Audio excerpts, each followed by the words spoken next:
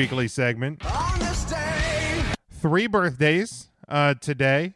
Born in 1969. You hopefully maybe might possibly remember Mrs. Cleavage, mother of Beaver Cleavage, was born in 1969, and T.J. Perkins in 1984, and Allie / the Bunny in 1987.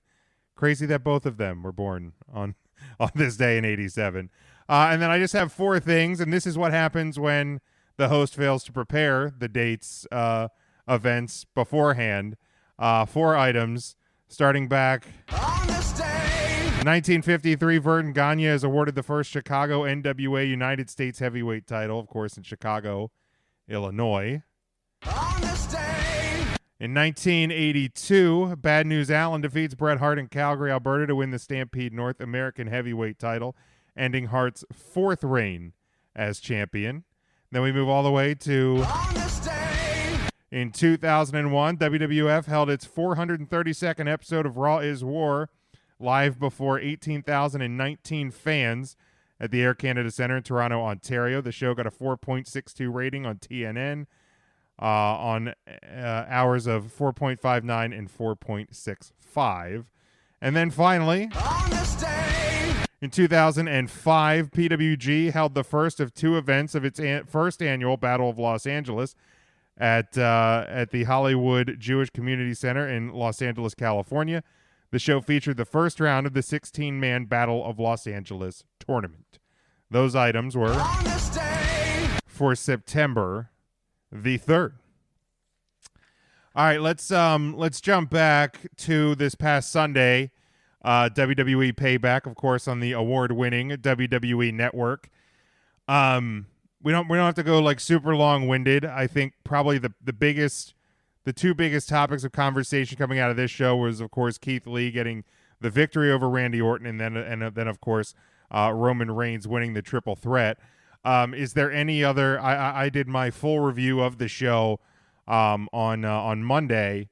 You can find it in the podcast feed. Is there any, besides those items, is there anything a particular note that any of you guys want to talk about from Payback? I would want to talk about the ending to the Shayna Baszler Nia Jax match.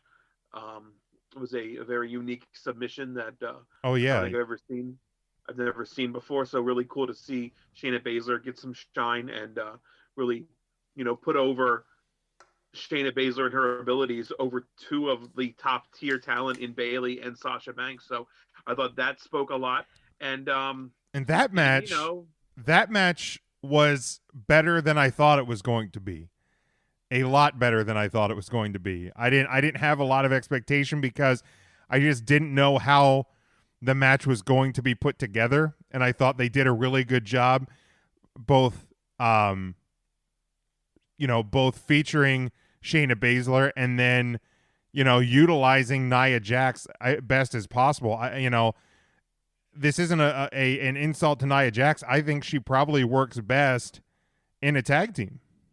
I think this is like the best version of Nia Jax we may have ever seen, in my opinion. She's been training a lot with Brian Kendrick, so it shows. What an ass. That's the joke that will just that'll never die. Will not. But that's my own fault. I can only blame myself for that one. Nikki says she really enjoyed the show. She said the women's match gave her tears. I guess she's a huge Shayna fan, not sure. Mark gave the show a B+. We'll grade the show then. Matt or Tim, any thoughts on the women's tag? I think the finish really helps the match. Because it was very not good until the end. Okay. At least for me. Okay. Yeah. A lot of moving pieces. But the finish was absolutely unique. I've never seen that before.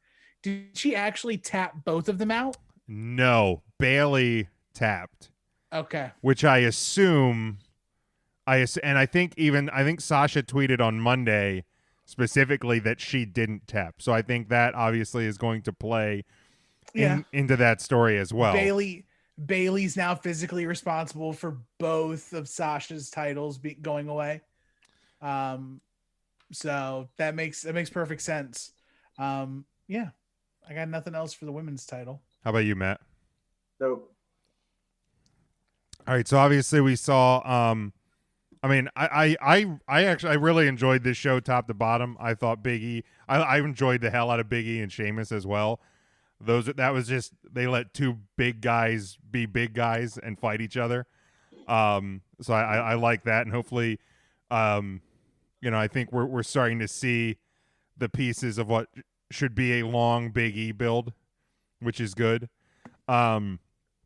Let's talk about Keith Lee and Randy Orton. Obviously, the shortest match on the card. Keith Lee defeating Orton clean, 6 minutes and 40 seconds. And between that and the next night on Raw, when even despite Keith Lee not winning the main event to get the title spot, it showcased his finisher as a dominant finishing move, which is really good. What did he use as the finish? It was the power bomb thing. The spirit bomb? Yeah, the spirit bomb. Okay. Not the glorified AA. No, it was the spirit bomb. But for me, and I know they didn't change his music yet. I'm well aware of that. But there was a change on the entrance gear. I think it was I saw people saying it was a bit of a Black Panther tribute from Keith Lee on the entrance gear. But to me, again, proof is in the pudding. 6 minutes and 40 seconds beating Randy Orton after the summer of Orton. I like the direction that they're headed with Keith Lee. Yeah, I think they changed his shorts too. He's more of a trunks rather than like the Joey Samoa shorts with the change. Yeah, he wasn't wearing like the skirt thing that he was. The swooshy shorts. Yeah, I'm completely fine with Keith Lee's attire right now. The big giant body stocking on the top, I mean, I'll get used to it. But look, Dusty got over in polka dots. Keith Lee can get over in this tight shirt. Like, if he's going out and he's doing Keith Lee's stuff, like, that's perfectly acceptable for me. I got no problem. I mean, we all remember the time they put Kevin Owens in a suit. Oh, wait, no, that never actually ended up happening. Ryan, thoughts? There's another fellow podcaster who I'd like to just try to maybe channel a little bit, and yell a little bit and then call you an idiot for liking it, Jim, bro, and be from New York. And I just don't understand why somebody would like something like this. No, I don't know. The match was great. The Spirit Bomb is such a great move. It's a really solid move for a big guy. Big guy doing big guy things is what we should see out of big guys. Sure. I hate the music. I've been very vocal about it. No need to change it. It's beyond dumb, but I'm not going to get stupid angry about it and yell into my microphone or my phone or whatever I'm talking into right now. So the Flyers might lose today, so that might get me yelling. I don't know, but we'll see on that. That's Mark's fault. They were winning before the debacle or was tied. I don't freaking know. It's Mark's fault. But yeah, Keith Lee is a good guy. I like him. He's a big boy. Very good. Matt. Yeah, I mean, it's hard to argue with the results at this point. I also don't like the change in the music. I don't understand it, but really, Jim, with the Trulies, they're tasty. Don't judge me. I mean, you do have the claws out shirt, so you're one step away. Anyway, so back to Keith Lee. I think that the build is going to be a fun one to watch. And starting it off with a feud against Orton and a big win, I think, is the main takeaway to focus on. Yeah. I mean, again, I'm not a fan of the new music, but I can look past it. And then let's go to the main event. Obviously, it was the no hold barred triple threat, and I figured something along the lines of what we saw with the superplex was coming, because like in the first match, I was like, wait a second, they don't have the LED posts, and I was like, have they had them in the Thunderdome? So I like looked back at like pictures and stuff from SmackDown in SummerSlam, and I was like, okay, they were there, so something's going to happen. I thought I was thinking on the lines of Retribution. I thought maybe Retribution was going to come down and destroy the ring, and I thought if they come down and disrupt that main event, then you can get out of Reigns not winning, The Fiend not losing, and everybody can just unite and complain about Retribution than anything else. But of course, then we saw the superplex. Charles Robinson, Lil Nate took the bump of the night. Kudos to that guy. And then, Reigns came in, signed the contract, cleaned house, kicked the Fiend in the dick, gave Brawny the spear, and the big dog is back on top of the World Wrestling Federation Entertainment. Never saw it coming. See, I knew you'd finally come around. They should have had that for the tagline for Payback, but I loved it. Like the match between the Fiend and Braun was not about what you would expect, but between the Fiend and Braun. But I figured Reigns. I predicted Reigns was going to come out on top. He did. He's a Paul Heyman guy. It was besides the music, which they didn't change, which I mean is weird because they change everybody's music. But yeah, I like the way it was booked. I am looking forward to SmackDown tomorrow night to see more of this Reigns as a Paul Heyman guy continue to develop. Tim, how about you? I'm so happy. I'm giddy. Like, I did not care for the beginning of the match because I don't understand how the match started and there was actual pinfalls being counted until Roman showed up. Like, he hadn't signed the contract yet. And everybody knows that until you sign that contract. That makes sense. But now it should have been, the contract should have been null and void. Right. Vince Russo's, whatever stepson or whatever the podcaster said, it should have been null and void. Yes. Because all of these things in professional wrestling are legally binding and all of that. Yes, without question. However, like I'm very happy. I'm very pleased with where we're at. Fiend didn't lose. He did not. Brawny Strowman's goes down again. Yep. We get Roman still not quite freeing the titty. Yeah. Still wrestling in a shirt. That makes somebody very happy. And honestly, though, Roman Reigns as WWE champion might be our best shot at Otis cashing in. Maybe. I was going to touch on that too. Because like I feel like that clip exactly.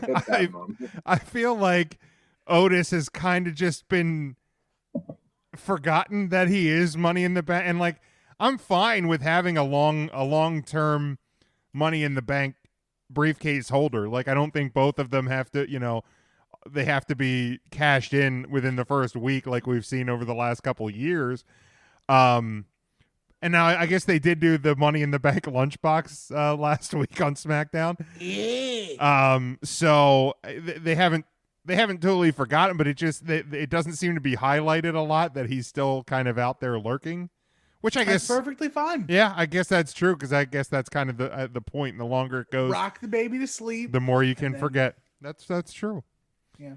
Which I mean, I think that would be fun too to watch. I mean, he could also cash in on the WWE champion. That's true too. That's like a hidden, a hidden thing that I think that gets kind of because he's on SmackDown and yeah, I mean WWE's splitting up awesome tag teams left and right. So why not split up Heavy Machinery and send Otis to Raw after Randy Orton destroys Drew McIntyre and whatever or something. I don't know what's going to happen. But Otis also has like a whole nother 6 months of being Money in the Bank. That's like, true. Let him at least put 2 lunches in that lunchbox. That's fair. That is fair. Ryan, thoughts on the main event? Yeah, that's what I expected. So you're saying you did see that coming? What? That Roman Reigns was leaving as champion? As soon as he was willing to come back, absolutely. And that's not a knock on him. I think he did what was right for him and his family. And I mean, the guy beat leukemia. There's no rush back. Your spot was nice and toasty. We kept it warm for you. So yeah, he belongs back as champion. I just hated to see it go to the Fiend to come off of the. I don't know. I just hated. I get protecting the Fiend. The guy can get like slaughtered and killed, but can't take a kick to the dick. I don't know. It just doesn't add up to me. Yeah, but at no point with the Fiend has he ever not been able to get hurt, though. I mean, even his very first match against Finn Balor at SummerSlam, I mean, he was pretty close to losing, like to the point where I was ready to kick through my TV because he was getting beat down. So he's not invincible. He's not impervious to pain. There's a level of that though, that there he is, Jim. Like, he takes a decent amount of moves, finishers. He stands up and no sells sometimes, like it's part of his character. But like a kick to the balls is just too much. I mean, like, he might have very sensitive testing. I don't know. Find the toughest guy that you know and kick him in the nuts as hard as you can. Tell me if he doesn't react and fall, at least go to a knee. If you kick him in the dick. You mean to tell me this new Roman Reigns couldn't kick a demon in the balls and make the demon just flinch? Have you seen his new body? He could, I guess. Yeah. I mean, he's the big dog. See, you heard it. He is the big Roman dog. Reigns is in my living room. Well, why is he not out here fisting you?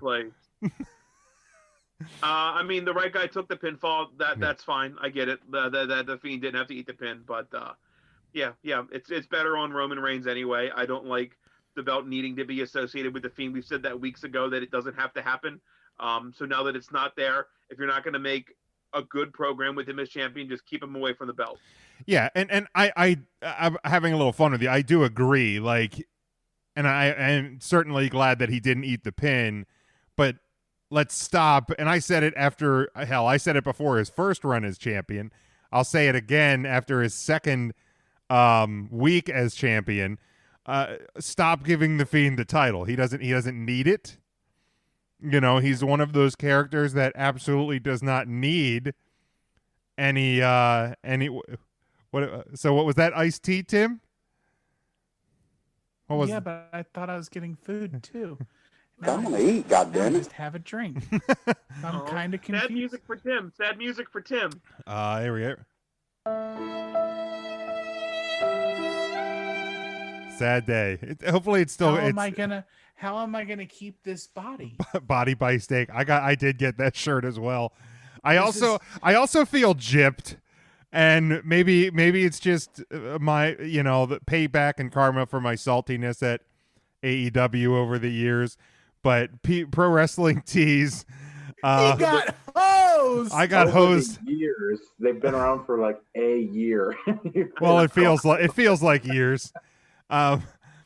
Well, I mean, to be fair, the Elite goes back to, before All In. So that All In was 2 years ago, right?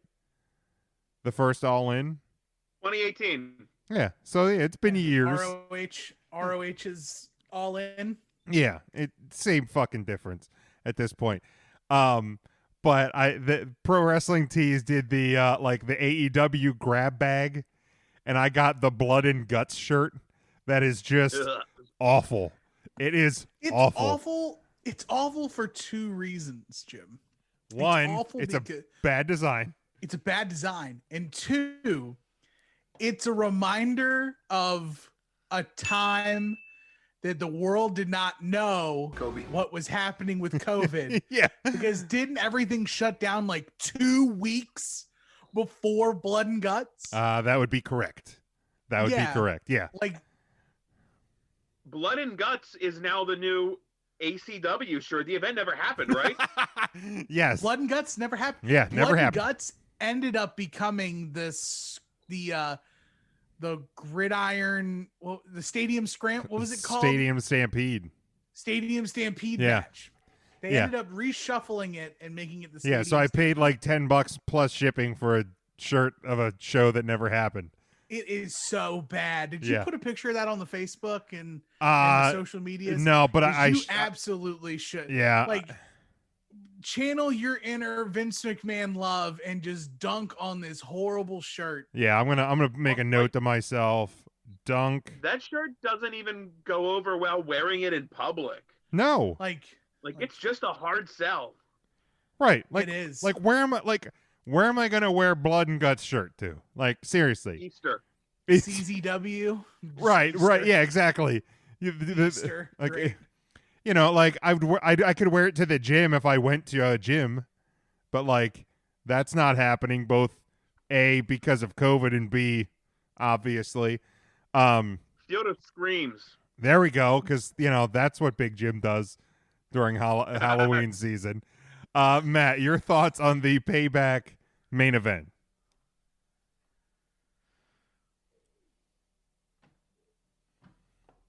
Matt, we can't hear you. Cool. Did you mute yourself? Yeah, he did. Hard mute on his end. That's not. I don't see him muted. That's not good. Oh no. He lost his voice. Oh no. Oh yeah.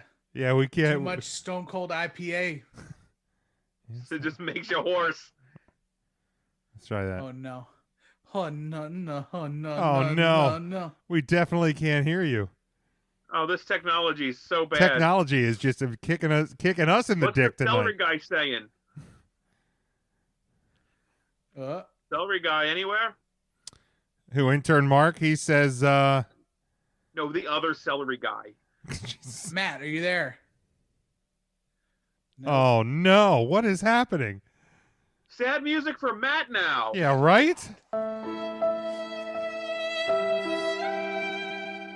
What the hell is even that? I don't know. Intern Mark asks, can you knock a guy out by kicking him in the nuts? I don't know. Possibly. Find a guy and kick him real hard. Yeah. Who was that guy you said to at college that almost kicked you in the nuts, Jim? You complimented him, like nice earring or something? Oh, no. It was Harley, and I complimented him on his sideburns. And apparently Drunk Jim is very sarcastic sounding. And like, hey, bro, like, nice sideburn. This is a guy, because obviously nobody else went to college with Ryan and I.